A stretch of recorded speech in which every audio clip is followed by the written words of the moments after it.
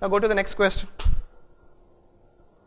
Now again, if you are able to understand this question of, read the question, see sometimes that certain words will stuck, you be very clear with the meaning of the words. Again, every infringement of law has a reason. Now you need to know what do you mean by infringement. What is that? Simple meaning. So take, UPSC will never ask you for a complicated violation. Simple meaning. Every violation of law has a reason. Its question itself saying that it's an outcome either of circumstances or of intention. Give examples. Now if they ask you, now don't think that okay, our question paper is always asking for example. It's not that our question paper is asking. UPSC itself, the UPSC question paper is like this only. Now you are thinking, oh, I have to think about 2 minutes, 3 minutes, 4 minutes, 5 minutes. I'm not getting example. I'm jumping to the next question. Time has gone. So don't do it. That's why I'm telling in the beginning itself. I told you that set your example, then just pick it and use it. Okay. Now, the former deserves forbearance or leniency, the latter swift punitive disposal. Do you agree also? Now, as a civil service aspirant, okay, if you have seen the previous year question, this question is about law. This question is about law, the significance of a law. So, do you know the meaning of law? Then you are gone. Is it mentioned in your syllabus? Is it mentioned in your syllabus? You are thinking it means that you have not read the syllabus properly. It's there in the syllabus. Law as a source of ethical guidance. Rules as a source of ethical guidance. Conscience as a source of ethical guidance. Laws, rules, regulations and conscience as a source of ethical guidance. Or whatever it is, 2 or 3 times the questions have been asked, the relation between law and ethics. Now, we are a country who believes in rule of law.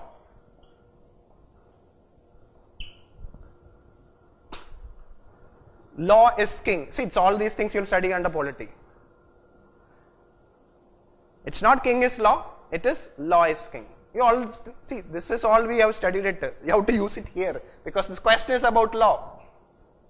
Now, since, okay, now there are different types of law. Who passed the law? That we all know. Okay. Now so since why law is having a legal sanctity? Because it is passed by the people's representative. That's the important in a democracy. It's been passed by the legislature, state legislature or union legislature. Why it is having legitimacy? Because it is passed by the people's representative. It's a democracy, in a democracy. Now try to understand that law as per time have to be amended. The law in 1927 or pre-independence will not be valid now, but still it continues in the law book. We have Police Act. The government has still not amended it or reformed it. Supreme Court have said several times. Because the politicians feel like, or the ruling rulers always feel that, ruler means the government feels that okay, this law is good for now, for us also, not for the Britishers. So they are hesitant. So try to understand that there are some laws. See, so there are progressive laws also, regressive. Think this dimension. When you hear the word, okay, law, progressive laws are there. So what are those progressive laws? You have to think, no, don't think in the examination hall. Right to Information Act, it's a progressive law. Right to Education Act is a progressive law. Why it is coming to you? Because it's there in your syllabus. Education, right to education. Right to information, it's there in your syllabus. So there are several progressive laws. When you say progressive, because these laws are for the, but at the same time there are certain regressive laws also. Like Official Secret Act, Police Act 1861, then certain defamation laws, certain IPC. Never see, but if you have noticed one thing, many regressive laws have now become invalid because the Supreme Court have said that this law, see the day Supreme Court says that this law is invalid, then it lost its legitimacy. So why I am saying is that you have to see the dimension of this particular, because when you say law, you can write the definition of law, but do you think that, see, because the question is, do you agree? So if normally when always see, if you are answering from this type of law,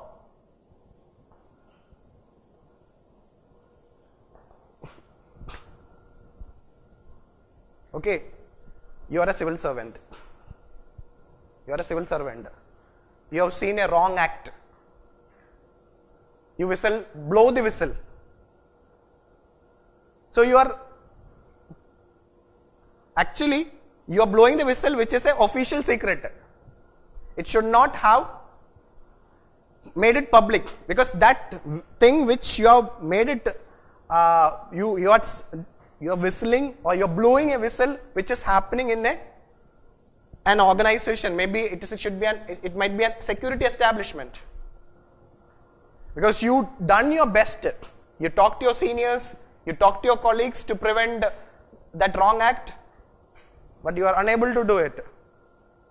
And then finally, you blowed the whistle. You are put under jail as per the law of official. You violated Official Secret Act. So you need to see the circumstances. You need to see the intention. See, sometimes your intention, so depending upon the law, things will change. You are getting the point? See, the law, which law you are going to violate, the circumstances, your intention, all. So here, everything can be explained with the exam, like you can draw a figure, because 150 words limitation is there. See, here figure will help you. You write like this, law, then you draw like this, progressive, regressive, then two things, circumstances, intention, circumstances, intention. So then you can make an opinion, you can give an opinion, okay. So in this example you write, I had seen anyone writing in this way, because you have never thought about, everybody thought that, okay, every law is progressive. Everyone thought in one dimension. Because the last question is that, do you agree? Do you agree with this statement? So if it is your opinion is being asked. So your opinion can have to be So if it is a progressive law, it is, see, if it is a law is progressive, for example, Right to Information Act. Right to information, you just take any good law. Any good law, okay. Now Right to Information Act is being violated. So what do you mean by violation of Right to Information Act? Means you are not disclosing the information. So here the intention is not to disclose. The intention is very clear, not to disclose. He need to be punished. But in certain circumstances, he may delay it, depending upon certain circumstances. His intention is not to give, but certain circumstances, there will be a certain situation in which he may delay it because of, he feels that the information which he want to disclose may affect the functioning of his office or the government or security, something like that. So that's the reason he may violate, because see, even the law itself have said that there are certain information not to disclose. But in his circumstances, the information which the person is going to ask is not, in the first instant, looks like which can be made public. But in his scrutiny, he felt that, okay, it require approval. Or he felt that, okay, need to be more clarity on it. So he's not going to is not ready to disclose that particular information because of the circumstances, because of the situation. Okay, so in this case, you can say that okay, forbearance in the first case, and what is the question, that intention here in this case, a punitive, swift punitive punishment, we can go for it. Now take this case. Take any, see there are some laws still being questioned, like section 377. There are so many questions which is again which is asked.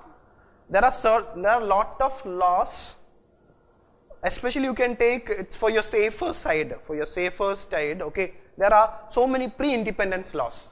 You are taking a safe side because pre-independence laws, it's Britishers have made it. So any law, but still the government have not amended it, okay.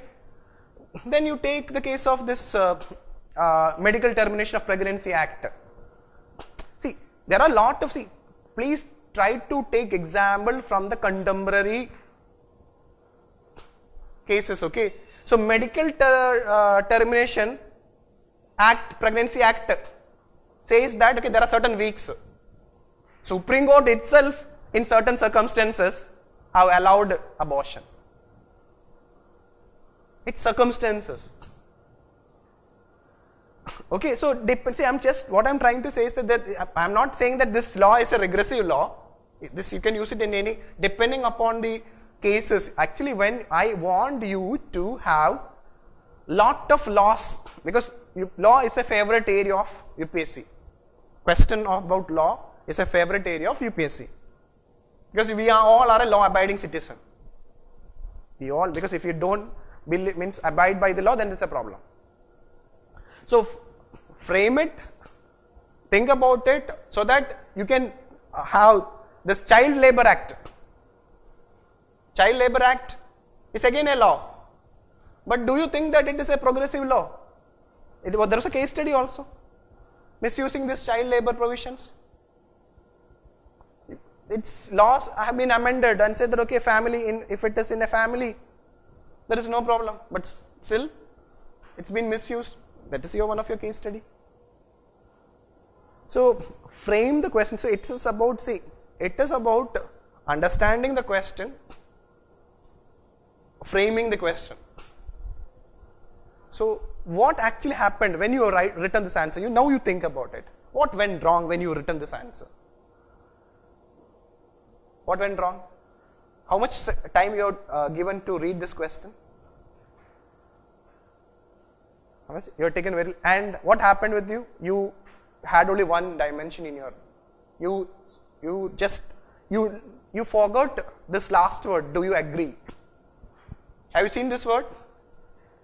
The safe. If you are saying that okay, it's best safety option, yes. Now I'll think in that way. So identify your mistake. Identify your mistake so that it will help you when you write your real UPSC exam. On the examination hall, when you write, it will help you. So this is very important when you deal with. See, for me, it is not about. I told you this discussion is not about giving you the answers. Discussing is about how you have to approach the question. Your approaching a question is very important. Okay, so this you can do it. Okay, then see there are like Copyright Act, infringement of Copyright Act. See, I'm just giving. Think about it. Okay, in some cases you can violate Copyright Act. There are for disabled people. Okay, it's law itself have said it. Okay, very recently there was a Delhi High Court judgment also on like photostat for study purposes. Earlier it was not like that. So like that you can use many examples and you can substantiate your answer. Now your 2B question. Now see, this question is framed like the last year there was a question about Swachh Bharat Abhiyan, how social influence and persuasion. UPSC asked in 2016 means.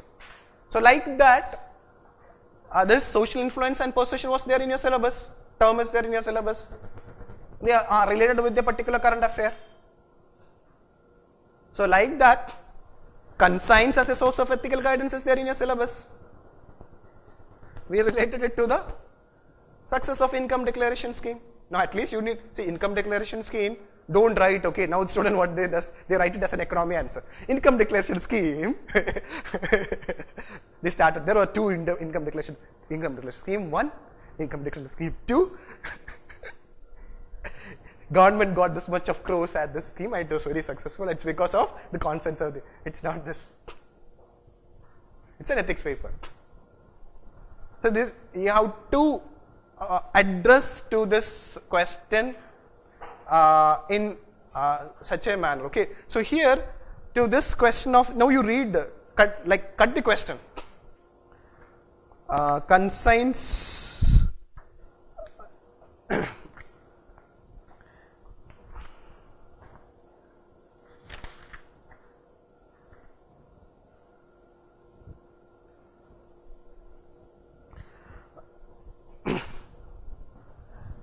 so this word, okay, when you hear about, see there was a UPSC question, okay, regarding consigns.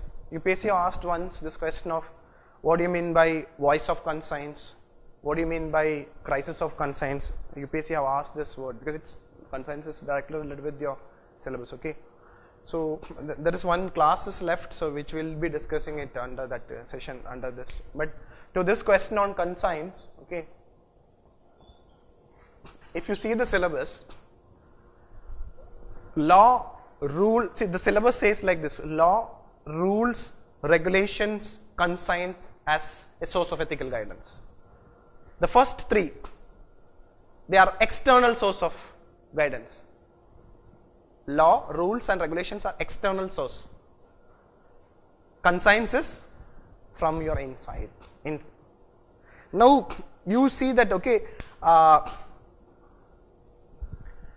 which is more effective, external influence or internal influence? You tell me. Which is effective? You tell from your own preparation point of view. When your parent tell you to study or you tell yourself tell you to study, it is internal. So that's the significance of consigns. Okay, it is your moral sense. Okay, it's your own moral sense of consent is basically, okay, your moral sense, okay, of right and wrong. You know it, okay, this is right or this is wrong. So how now you have to link this consigns to this question of what is this question? Okay, how consigns as a source of ethical guidance helps in the success of income declaration scheme. Now try to understand that first of all, the scheme is a failure. Income declaration scheme is a failure. Now question is not that. Why income declaration scheme is a failure? The government, what the government intended, that didn't happen. Do you think that everybody have come and declared that these are my, everybody, means what is this income declaration scheme? Those who are having black money, will come and declare that these are my black money, I am disclosing it, please impose tax on me and make me clean. And how much not even 1% of the black money was disclosed as per the data, but the government can't say. Now don't write this in your answer. This is not your question, this is not an economic question to evaluate. Now think about if consigns has been there on these black money holders, do you think that black money holders will have consigns? So but we have to substantiate how consigns could have helped them as a source of ethical guidance, could have helped them. Now here, first of all, try to understand then another problem which I'll tell you, okay, I am not linking to the, what is the, actually this was also having a two dimension. Think about the stakeholder involved in this exercise. How many of you have written this answer? All of you have written this answer. Now tell me, have you ever thought about who are involved in this exercise? Only the black money holders. Is there anyone else? Who are the other stakeholders? IT department. Have you written about IT department? Their consigns. See, I am coming. I'm telling him I am having 10,000 crore, I'm disclosing it. IT official said, you're mad, disclose only 5,000. This can happen now. Is it sufficient? Yes. Give me 50-50. And you'll also think, yeah, that's correct. Now, have you seen this when, I had given in the example also, when you are asking the TT, sir, I want a seat. Yeah, please sit. So how much? He said that 500 rupees. Then you will take the 500 rupees. No, sir, give me 250 only. Why? Because I will not give you receipt. I have seen this. I have faced it also. Okay, so what I have done, that's not your answer. I am not going to. Why I am saying this? Have you ever think about this dimension about, see, when we say that income declaration scheme, we are only thinking about black money holders. What about the IT department? You are going to disclose to this IT department. What will be there? Do you think that IT department is a clean organization? Clean means corruption free organization.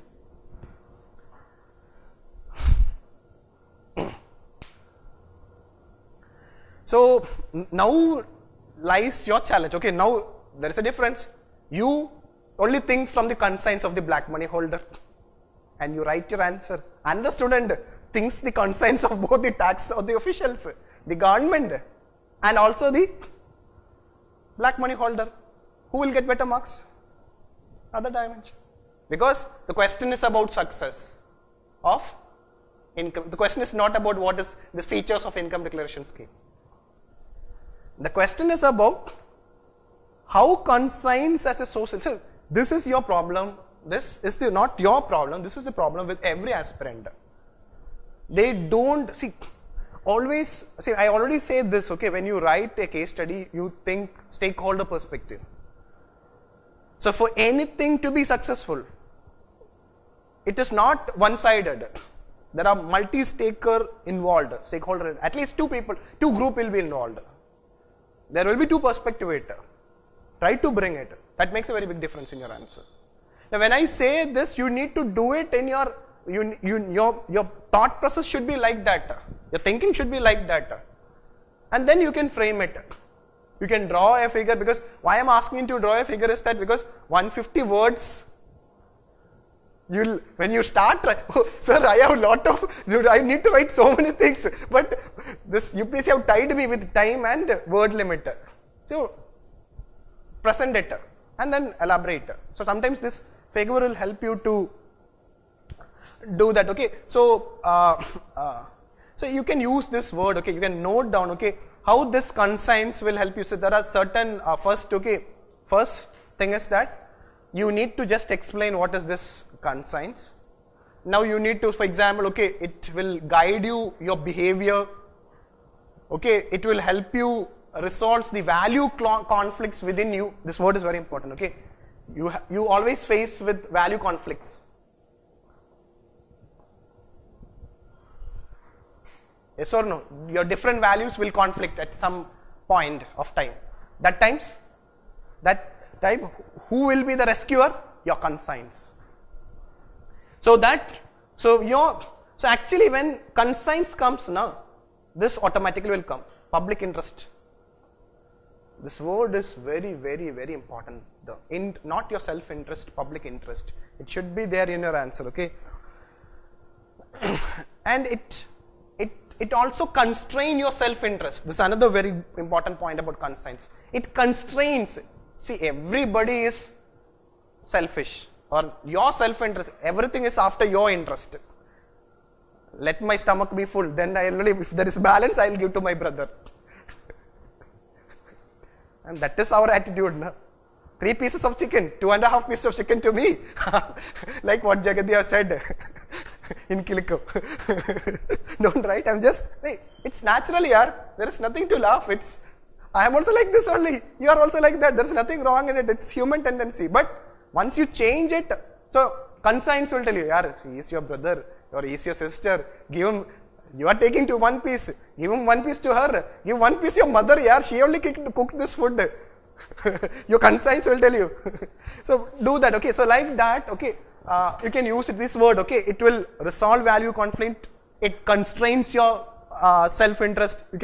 It will help you to hear your voice of conscience. Okay. Your inner voice will help you to guide you. Okay. So then, as a civil servant, okay, this as a form of ethical, this conscience as ethical guidance will always help you to do good only and avoid the evil. This you can write, okay. It will help you to do good and it will help you to avoid evil, wrong thing.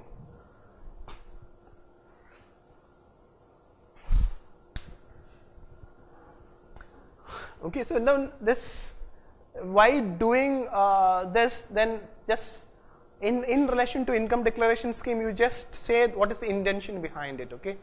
It's just to prevent or to disclose black money and to make our system, or to prevent, means you want to make the parallel economy into the mainstream.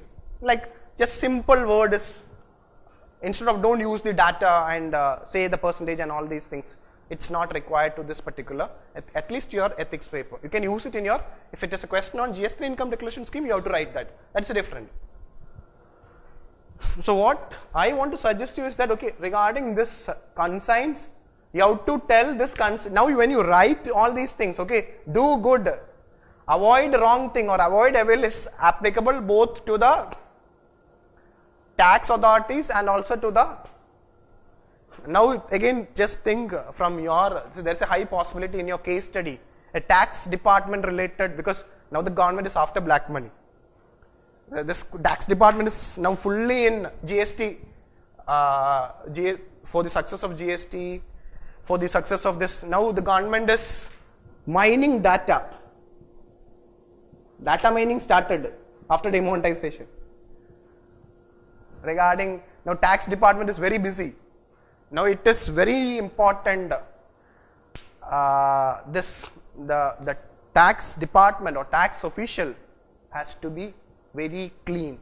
If the tax department is clean, the government can get a good amount of money. If it is not, it will be again the data which they have got after demonetization will be only in paper. So there is a high possibility that there can be a question about case study related with a particular tax or demonetization or GST related or tax related, because the government can collect a good amount of money, because already both the income declaration schemes have failed, but the government have data, because I already told you, if you have just seen the demonetization lecture, I already told you the exact figure. There are a lot of accounts which is not matching with the tax profile. Your tax profile and the income you have deposited in your bank account is not at all matching.